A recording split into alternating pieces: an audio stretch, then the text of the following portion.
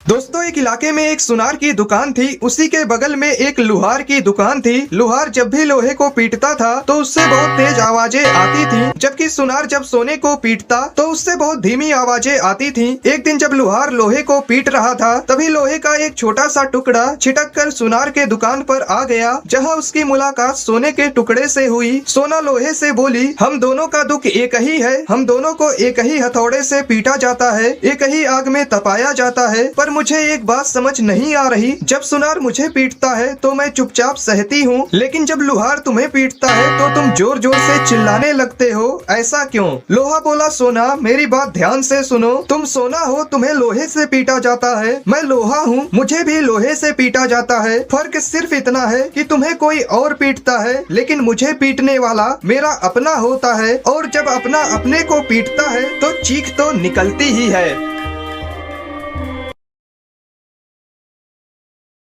एक बार एक अमीर आदमी महंगे जूते पहनकर मंदिर गया। जब वह मंदिर के सामने था तो उसने सोचा कि अगर मैं जूते मंदिर के बाहर छोड़ दूं तो वे चोरी हो सकते हैं। उसे मंदिर के बाहर एक भिखारी बैठा दिखाई दिया। वह उससे बोला, जब तक मैं मंदिर से वापस नहीं आ जाता क्या तुम मेरे जूतों की देखभाल करोगे? भिखारी हाँ में सिर हिलाया। आदमी अंदर गया, बोला, हुजूर यह कैसी दुनिया रची है तूने? किसी को इतना पैसा दिया कि वह महंगी से महंगी चीज खरीद सकता है, तो किसी को 2 वक्त की रोटी के लिए भी सोचनी पड़ती है, तू सबको एक बराबर धन क्यों नहीं देता? यह सब सोचते सोचते अमीर आदमी ने निश्चय किया कि वह भिखारी को 1000 रुपए देगा। जब अमीर आदमी बाहर आया तो उसने देखा कि वह ना तो भिखारी था ना ही उसके जूते। वह ठगा हुआ महसूस कर रहा था। वह नंगे पैर अपने घर की ओर चलने लगा। रास्ते में उसने देखा कि एक आदमी फुटपाथ पर जूते चप्पल बेच रहा है। वहाँ अमीर आदमी ने देखा कि उसके जूते वहाँ बेचने के लिए रखे हैं। वह दुकानदार से उन जूतों के बारे में पूछा। दुकानदार बोला, एक भिखारी इन जूतों को लेकर मेरे पास आया और मुझे 100 रुपए में बेच दिया। यह सुनकर अमीर आदमी मुस्कुराने लगा। तभी उसे एक आवाज सुनाई दी, बेटा जब सबके कर्म एक बराबर नहीं हो सकते तो मैं सबको धन एक बराबर कैसे दे सकता? दोस्तों, एक कसाई के घर चूहा, कबूतर, मुर्गा और बकरा रहते थे। एक दिन कसाई चूहा पकड़ने के लिए एक चूहादानी ले आया। जब चूहे को यह बात पता चली तो वह भागा भागा कबूतर के पास गया और बोला, बहन मेरी मदद करो, कसाई चूहादानी लाया है, उस चूहेदानी को कहीं दूर फेंक आओ। कबूतर बोली, चूहेदानी से मुझे क्या खतरा, मैं क्यों फेंकूं? अब चूहा मुर्गे के पास गया। मुर्गा हंसकर बोला, ये तो मेरी समस्या नहीं है, तुझे खतरा है, तू जाकर फेंक। बेचारा चूहा दौड़ते हुए बकरे के पास गया। बकरा बोला, चूहेदानी में मैं थोड़ी फंसने वाला, मैं ऐसा बिल्कुल नहीं करूंगा। निराश होकर चूहा अपने बिल में चला गया। रात को अचानक खट की आवाज आई। कसाई की बीवी को लगा कि चूहा चूहेदानी में फंस गया है। वह चूहेदानी के पास जा रही थी, अचानक उसे सांप ने काट लिया। कसाई अपनी बीवी को वैद्य के पास ले गया। वैद्य बोला, इसे कबूतर का सूप पिलाओगे तो ठीक हो जाएगी। कसाई ने कबूतर का सूप बनाकर अपनी बीवी को पिला दिया। उसकी बीवी ठीक हो गई। कसाई ने अपनी बीवी के ठीक होने की खुशी में मुर्गे को काटा और खा गए। जब पड़ोसी को पता चला कि उनकी पत्नी ठीक हो गई है तो सब पार्टी मांगने घर आए और कसाई ने पार्टी में बकरा बनवा दिया। दोस्तों, यह वही कबूतर, मुर्गा और बकरा थे जो चूहे के मुसीबत के समय में उसका